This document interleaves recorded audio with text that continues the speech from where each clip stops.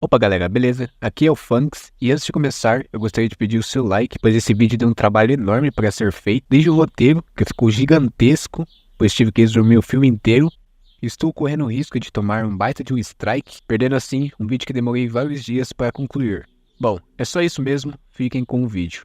Já tem um tempo desde minha infância que eu procuro por um filme que eu gostava muito de assistir em família, e esse filme me marcou muito com as seguintes frases. Meu Deus, meu trator! Meu Deus, foi um atentado terrorista! Meu Deus, o que foi isso? Quem quer o Eiffel? Bom dia, Janine! Bom dia. Ai, que delícia de torrada! E que beleza de café! E por mais ou menos durante uns 2 a 3 anos da minha vida, sempre vinha na memória em pesquisar e tentar achar esse filme. Porém, assim como esperado, eu não encontrava. Até que um dia, pesquisando a mesma coisa de sempre, que no caso era índio, vaqueiro e cavalo, eu encontro no YouTube, em um canal misterioso e com baixa qualidade, o filme, o tão sonhado filme, perdido da minha infância. Bom, e como esperado, vocês devem achar que após uma busca intensa de uns 2 a 3 anos, eu assisti o filme no mesmo momento em que eu achei, não é mesmo? Não. Eu deixei para estar assistindo no momento que eu fosse fazer um vídeo.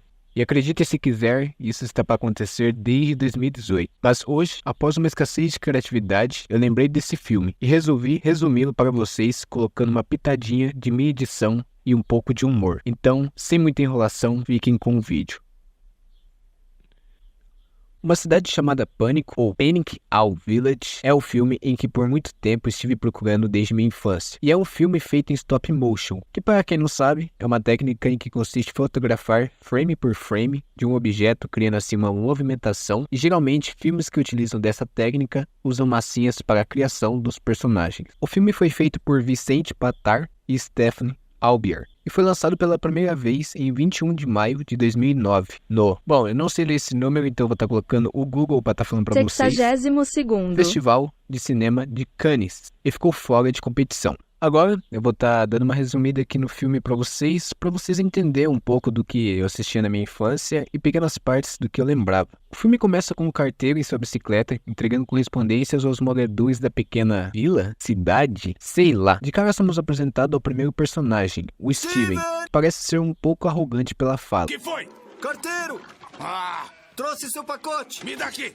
Logo após, o policial. Bom dia, policial! Oh, bom dia, carteiro! E preste atenção na frase dele. Eu não vou estar pronto para essa noite. Anteriormente, o carteiro disse também ao Steven. Vejo você à noite! Até mais! Então, a partir desse pequeno diálogo, ficamos sabendo que acontecerá algo importante naquele dia. Logo após, o carteiro toca diversas vezes sem nem mesmo encostar na campainha da casa de um cavalo? Sim, um cavalo, que mora junto com seus dois amigos, o índio e o vaqueiro. Após receber as encomendas, o cavalo e o vaqueiro estão lendo um jornal. O vaqueiro nota que tem uma carta direcionada ao cavalo e entrega a ele. O mesmo lê e descobre que foi enviada pelo seu cunhado, Dom Claude, que estava o desejando um feliz aniversário. Ao terminar de ler em voz alta, índio e vaqueiro se espantam, pois não sabiam que o justo naquele dia era o aniversário do amigo. E antes de eu prosseguir, lembra que eu pedi para prestar bem atenção na frase do policial e do Steven? Será que o compromisso daquela noite está relacionado ao aniversário do cavalo? Talvez, mas vamos prosseguir. Bom, ao esquecer que o aniversário do amigo era naquele dia, os dois começam a ficar preocupados, pois ambos não haviam comprado nenhum presente para o cavalo. O vaqueiro logo sugere ao índio de comprarem um boné para o cavalo, porém o índio mostra que o cavalo já possui muitos, que não seria uma boa ideia. Após isso, o índio vai até a janela para pensar e observa um porco, que dá a ideia de construir uma churrasqueira. Mas há um porém, eles têm poucos tijolos e precisam no mínimo, pelas contas do índio, de uns 50. Enquanto isso, vemos que o cavalo recebe uma ligação do Steven, pedindo para que ele buscasse os animais na escola de música, pois seu trator havia quebrado.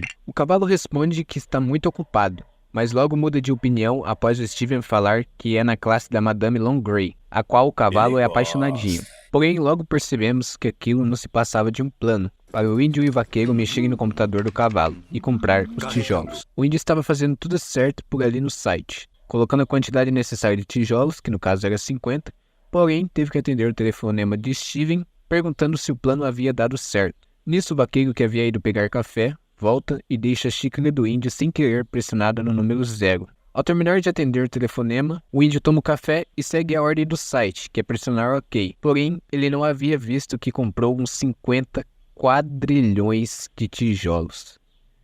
Enquanto isso, o cavalo chega na escola de música e é levado por Simon até a Madame Longrey, e o mesmo explica que foi buscar os animais.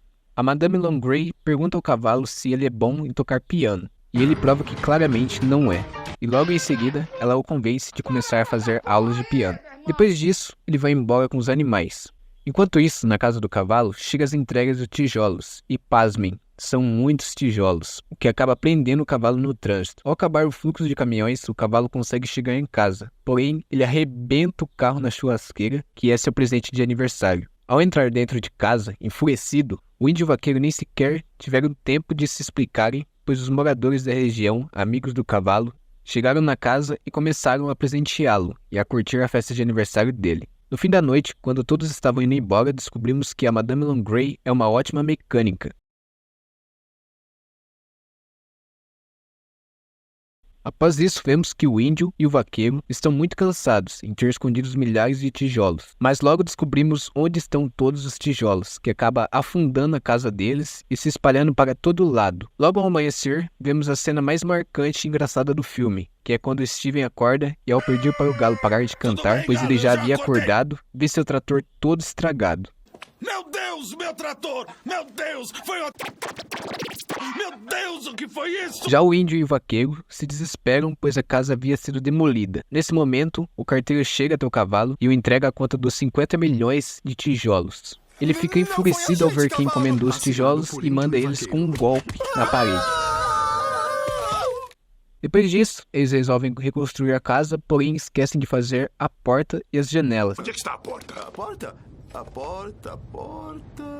E as janelas? Janelas? E quando menos esperado, começa uma tempestade. E eles pedem ao Steven se pode dormir na casa dele. Ele diz que sim, porém leva eles ao celeiro. Ao amanhecer, o cavalo percebe que foi furtado e que levaram as paredes da sua nova casa. Então ele decide construir novamente, porém agora colocar uma corrente para que assim ninguém a leve. Mas isso não é pago para os ladrões. No dia seguinte, índio e vaqueiro, ao verem que foram furtados mais uma vez, chamam o policial até o local, que vê Steven em seu trator cortando madeiras e pergunta se o maquinário dele consegue cortar a grossa corrente. Steven mostra que sim, Viu só? e logo em seguida ele é preso. Você está preso! Ah, como é que é? Ao ficar sabendo disso, o cavalo, que desconfia que não é Steven o ladrão, decide pegar os verdadeiros ladrões. E para isso constrói de novo a casa, porém dessa vez resolve ficar no local esperando pelos ladrões. E ao se passar um tempo, conseguimos ver os ladrões, que saem da água e usam roupa de mergulho.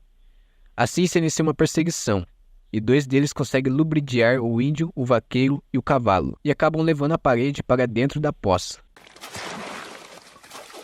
Enquanto o outro ladrão, sem querer, os leva até uma casa que de dentro dela sai um urso que assusta o índio, deixando apenas o vaqueiro e o cavalo no local. Nessa casa eles descobrem uma passagem secreta que os leva até o ladrão,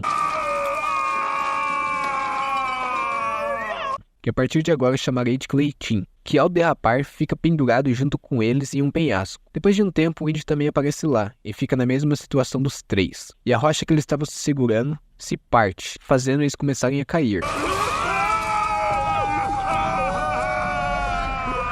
Enquanto eles caíam, o Cleitinho consegue fugir. Depois de um tempo, tentando sair daquela gruta, caverna, eles encontram uma porta que os levam à neve? Como que os caras debaixo da terra conseguem sair numa superfície com neve, cara? Como assim? Bom, depois disso, quando eles já estavam quase desistindo de continuar pela neve, o vaqueiro identifica no chão as pegadas do Cleitinho. Assim, os três seguem caminho. Depois de muito andar pela tempestade de neve, aparece um robô pinguim gigantesco que os pegam junto com o Cleitinho. Passando o tempo, descobrimos que quem controla esse pinguim são cientistas e que estão apenas tirando uma onda jogando bolas de neve nos animais da vila.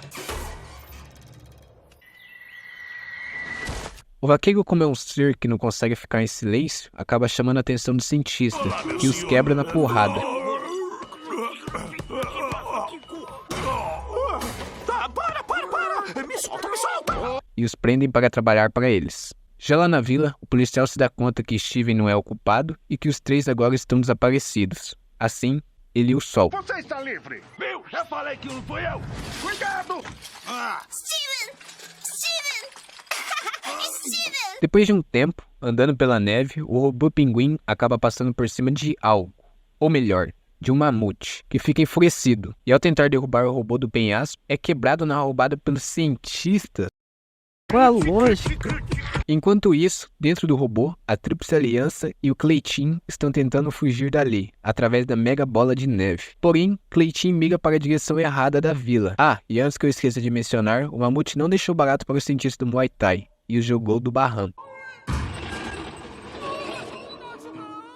Agora já no oceano descobrimos que na verdade o Cleitinho migrou para a casa dele e a bola de neve derreteu, levando os outros 3 para o fundo do oceano. Que depois de muito andar debaixo da água, eles encontram a casa dos ladrões. Digo, a casa do cavalo, que agora é a casa dos ladrões. Ah, vocês entenderam. O cavalo consegue, em menos de 2 segundos, não sei como, pular lá para dentro da casa e convencer a mãe dos ladrões de fazer-eles devolver as paredes. Porém, os ladrões os enganaram, falando que iriam abrir a garagem para pegar um carro, sei lá. Eu confesso que nessa parte nem eu entendi muito bem.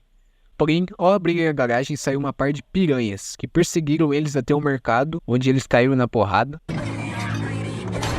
E antes de ir embora, compraram uma fonte de pérolas, que serviu para enganar os ladrões como se fosse neve caindo. E o cavalo, com sua inteligência, se disfarçou de Papai Noel e falou que os presentes dos ladrões havia caído em um buraco. E ao entrar lá dentro, o vaqueiro e o índio jogaram uma pedra que os prenderam lá. Logo em seguida, eles voltaram até a casa e cerraram ela com um peixe-espada. E simplesmente destruíram a casa. E não sei como, mas os ladrões conseguiram sair do buraco e ficaram enfurecidos com os 3, e que após uma longa perseguição conseguiram achar a saída, saindo assim na poça da vila. E naquele momento o conflito entre os ladrões e o Steven começa. Monstros, Steven! Gerard! É nossa casa agora! Eles... Vamos depressa, vamos! Mais rápido! Até o momento em que a pilha de tijolos entra para dentro da poça, causando uma tremenda inundação. Não! Minha pobre fazenda! Que destruiu a cidade inteira. E depois de um ano, tudo se resolveu, e o índio e o vaqueiro continuaram fazendo suas principadas. Steven, não podemos deixá-la aqui. Vamos juntar as partes! Vamos andando! Índio! Ele engoliu direitinho, vaqueiro. E todos estavam comemorando novamente o aniversário do cavalo. E mais uma vez, o índio e o vaqueiro surpreenderam com mais um presente maluco. Mais força. Eu tenho uma ideia. Vaqueiro, isso não.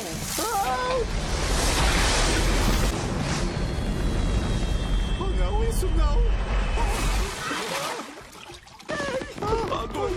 Olha só.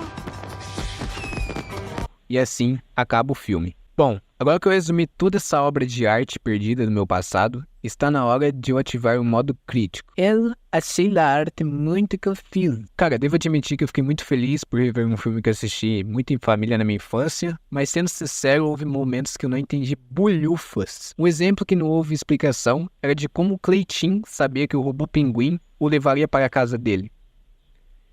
E se por alguma hipótese ele já havia feito isso outras vezes, por que os cientistas também o prendeu com os demais? Mas bom, o vídeo foi esse, eu espero que vocês tenham gostado. E diz aí nos comentários se você já havia visto esse filme na sua vida. Eu espero vocês no próximo vídeo e fiquem com Deus. Falou!